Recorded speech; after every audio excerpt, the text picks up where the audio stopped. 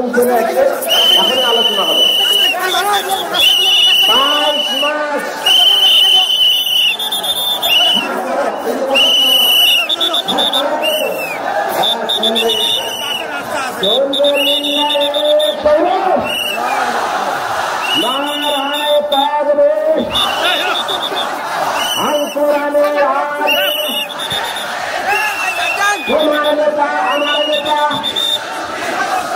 সব সমস্যার সমাধান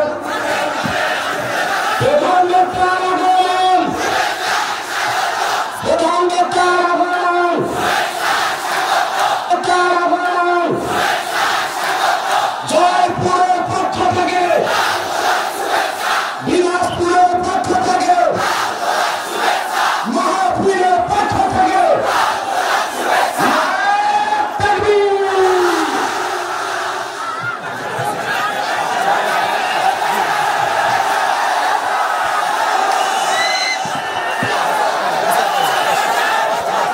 আমার যেই যুবক ভাইরা এসেছেন, মোবাইল ফোনে ভিডিও করা বাদ দিয়ে পে ইউর অ্যাটেনশন, মনোযোগটা বাড়িয়ে দেন।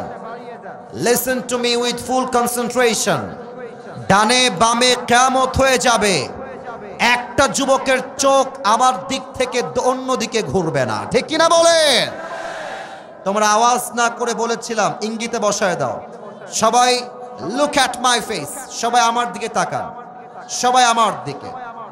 বলেন তো, যারা মাহফিলে আমরা জীবিত এসেছি, বাসায় যে আবার জীবিত ফিরে যাব, আমাদের কারো কাছে কোনো গ্যারান্টি কি এই বিষয়ে আছে?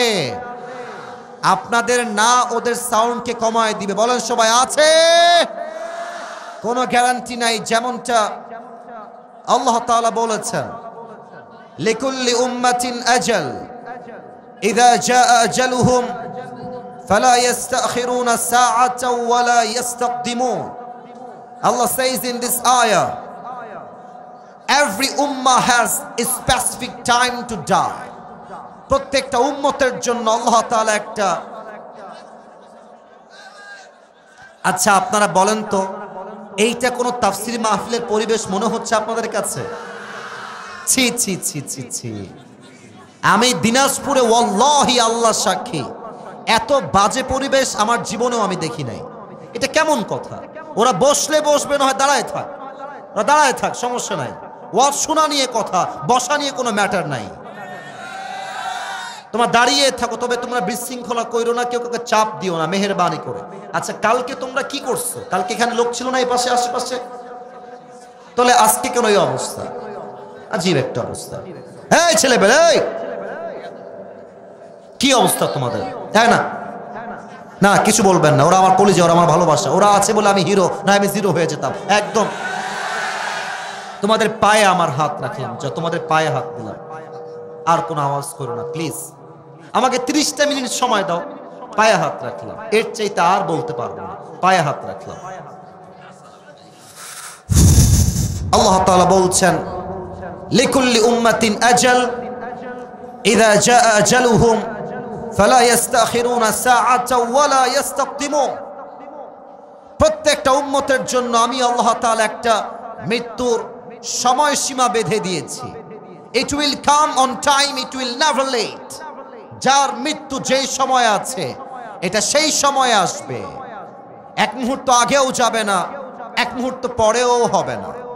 এবার আসুন আর একটা বিষয় আমরা জেনে নেই।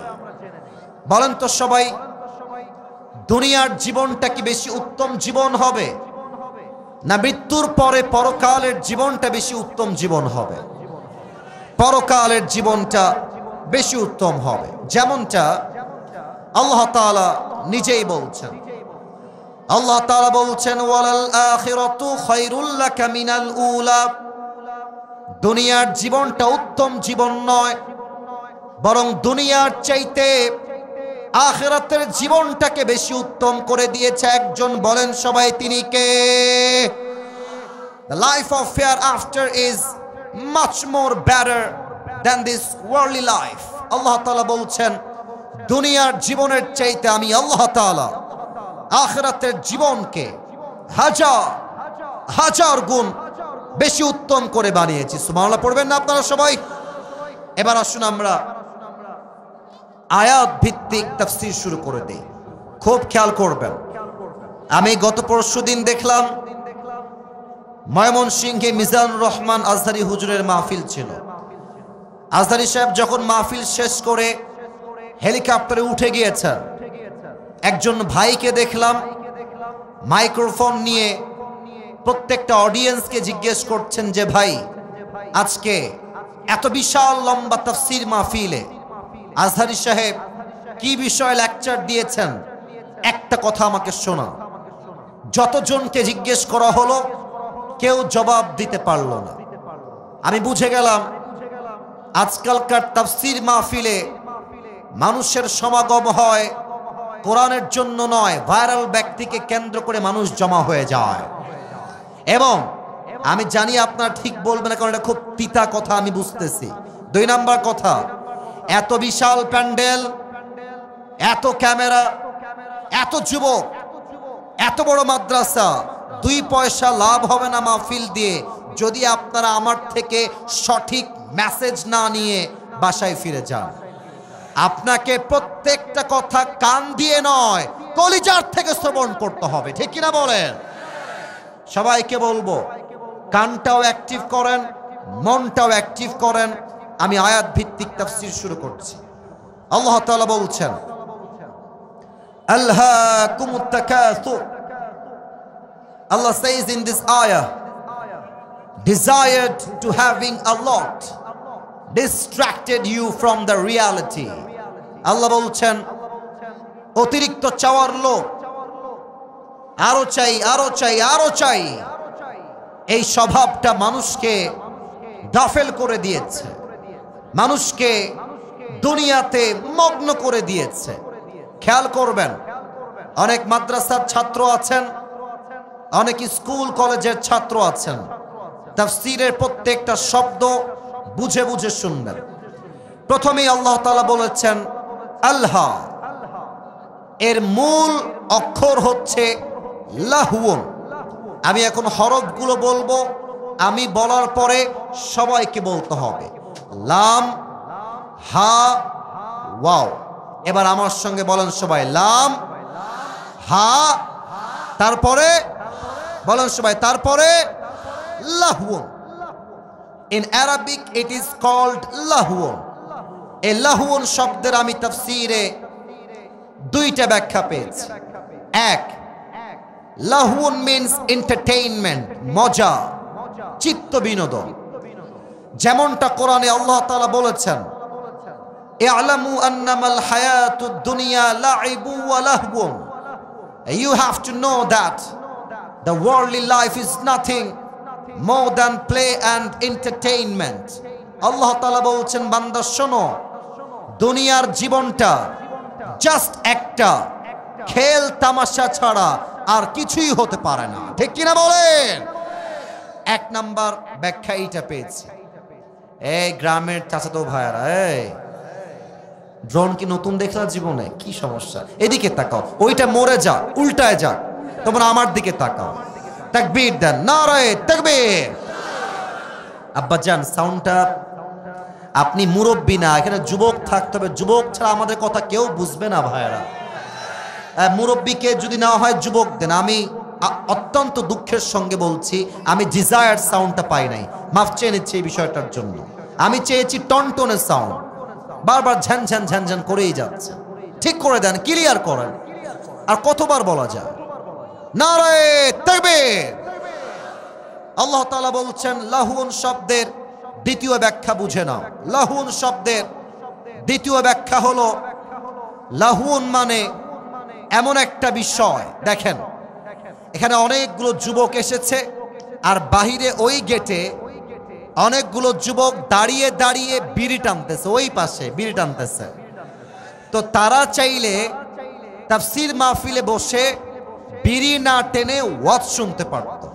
তো তারা যেহেতু বিড়ি টানছে, তারা লাহুনের মধ্যে মশগুল হয়ে গিয়েছে। তাহলে লাহুন মানে কি? লাহুন মানে হচ্ছে এমন একটা বিষয় যেটা আপনাকে গুরুত্বপূর্ণ কাজ থেকে দূরে সরিয়ে দেয়, এবং গুরুত্বহীন কাজে আপনাকে লিপ্ত করে দেয়, এটাকে বলা হয় আরবিতে লাহু। আসুন আমি আমার জীবনের ছোট্ট একটা ঘটনা সবার সাথে শেয়ার করি। আমার জন্ম হচ্ছে খুলনায়, নাম শুনছেন আপনারা? খুলনা। এবং সেই দিন আমার মাহফিল ছিল খুলনার সাতক্ষীরায়। আমি মাহফিলে যাচ্ছিলাম, হঠাৎ করে আমার মনে হলো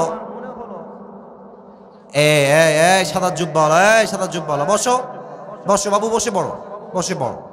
মনে হলো আমি বহুদিন যাবৎ ফল ফ্রুট খাই না, একটু ফল ফ্রুট খাওয়া উচিত। তা আমি গাড়ি থেকে নেমে গেলাম ফল ফ্রুট খাওয়ার জন্য। আমি নেমেই দেখলাম বিশাল বড় একটা শপিং মল, ওখানে ফুচকা আছে, পেঁয়াজি আছে, আলুর চপ আছে, ডিমের চপ আছে, সব আছে। আমি নামার পরে আমার জিহ্বায় পানি চলে আসছে ফুচকা খাওয়ার জন্য। তা আমি নেমেই ফুচকা খাওয়া শুরু করে দিয়েছি। খেয়ে দিয়ে সব বিল পেমেন্ট করে আবার গাড়িতে উঠে গেছি।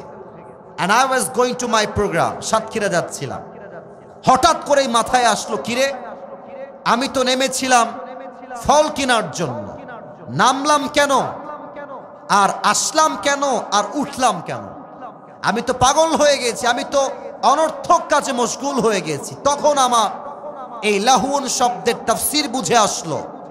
দুনিয়াতে আপনি এসেছিলেন দুনিয়া কামাই করবার জন্য নয়, দুনিয়াতে আপনি এসেছিলেন আখিরাত কামাই করবার জন্য। কিন্তু দুনিয়া চাকচিক্য দেখে আপনি পাগল হয়ে গিয়েছিলেন।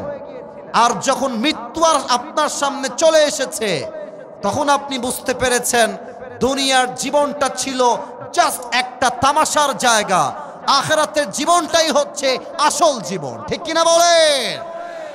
আর আমি মেয়েদের কথা কি বলবো, ওই পাশ থেকে আসার সময় দেখলাম অনেক কলিজার টুকরা মায়েরা বোনেরা বসে আছেন। এই আয়াত থেকে শিক্ষা নেন। অনেক মেয়েরা 3-4টা যুবককে নাকের ডগায় দড়ি দিয়ে এমনে এমনে এমনে এমনে ঘোরায়।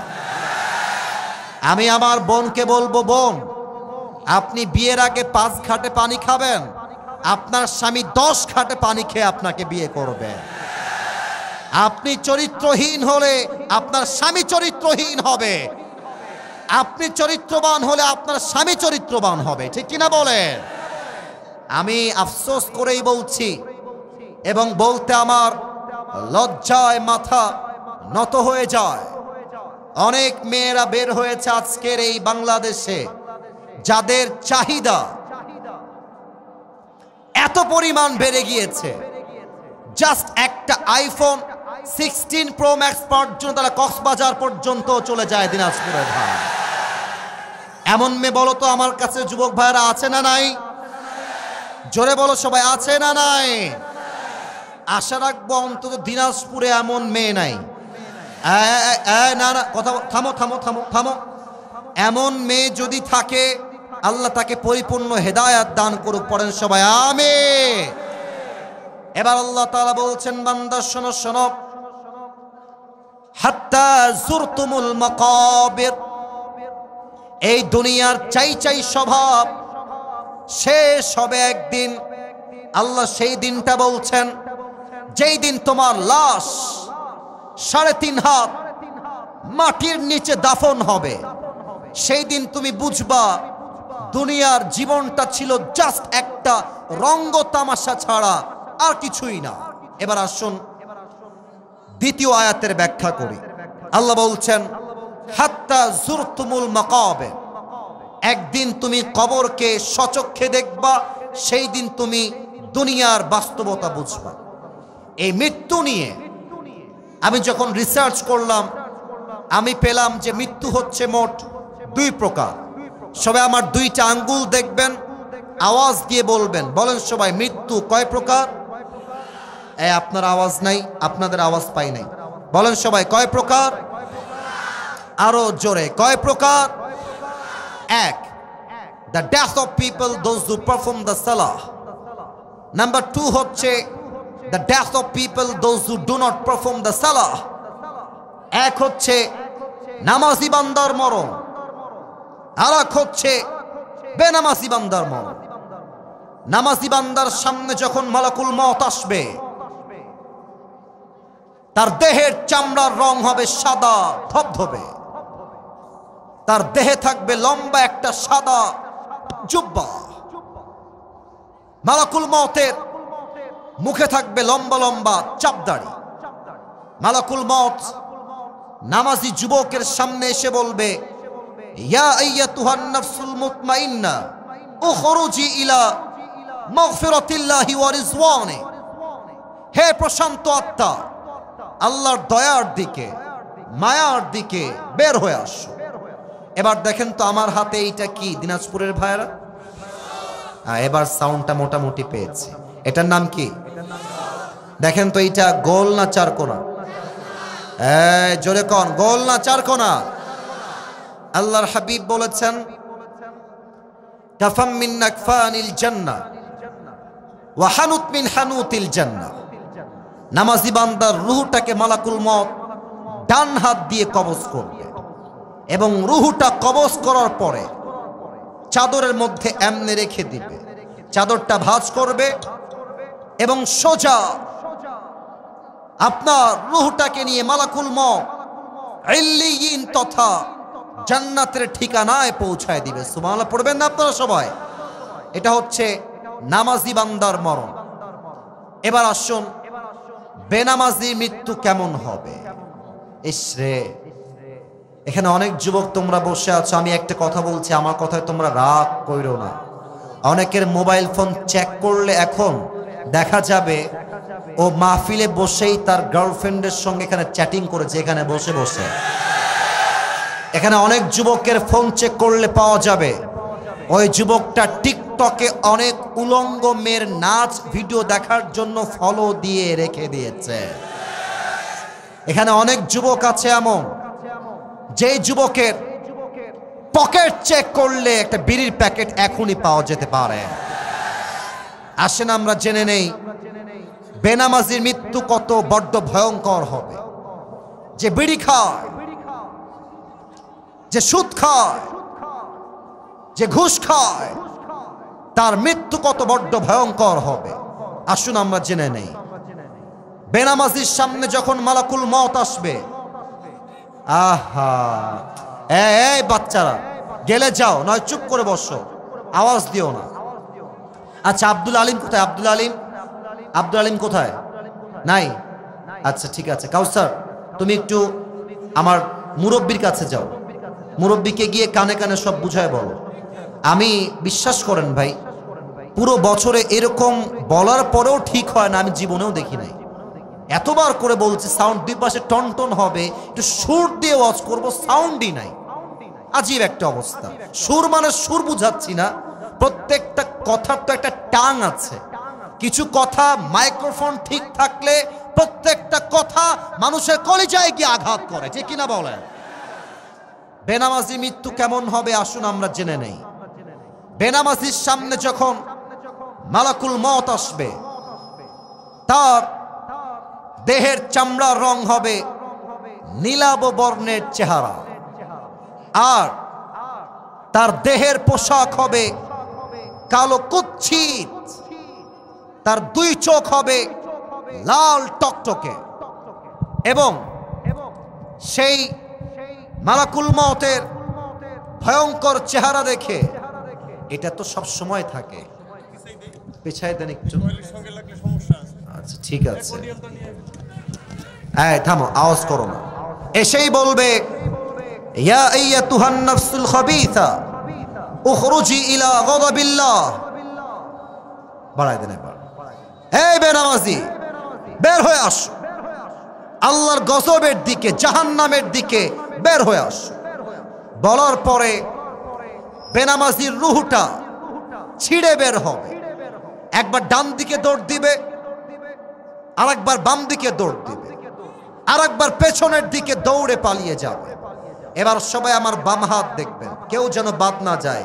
আজকে যা হয়ে যাক, ওয়াজ যেহেতু শুরু হয়েছে, দোয়া করেই আমরা বাসায় যাব, ঠিক কিনা বলে? এই লাইট দরকার নাই, লাইট অফ করে দাও। বাম হাত মালাকুল মওত বেনামাজির রূহের দিকে একটা থাবা দিবে। যখন তার রূহটা এমনে টেনে হিচড়ে বের করবে, হাদিসে আসছে একটা জীবিত ছাগলকে যাবেহ না করে তার চামড়া কেউ যদি ব্লেড দিয়ে টেনে হিচড়ে ছিঁড়ে ফেলে, ওই ছাগলটা যে পরিমাণ কষ্ট হয় তার চাইতে কমসে কম 70 গুণ বেশি কষ্ট দিয়ে বেনামাজির রূহকে কবজ করা হবে। বলেন সবাই নাউজুবিল্লাহ। আল্লাহ আমাদের সবাইকে মৃত্যুর আযাব থেকে বাঁচায় দিক। পড়েন সবাই আমিন। এবার একটা প্রশ্ন করব সবাইকে, উত্তর হয়তোবা 80 ভাগেরও বেশি লোক ভুল দিবে। দেখা যাক উত্তরটা সঠিক পাওয়া যায় কিনা। বলেন তো সবাই, কবরে মোট প্রশ্ন হবে কয়টা? হ্যাঁ মাশাআল্লাহ। তোমার নাম কি? ফাহাদ। কবরে মোট প্রশ্ন 3টা নয়, মোট প্রশ্ন হবে 4টা। বলেন সবাই কয়টা?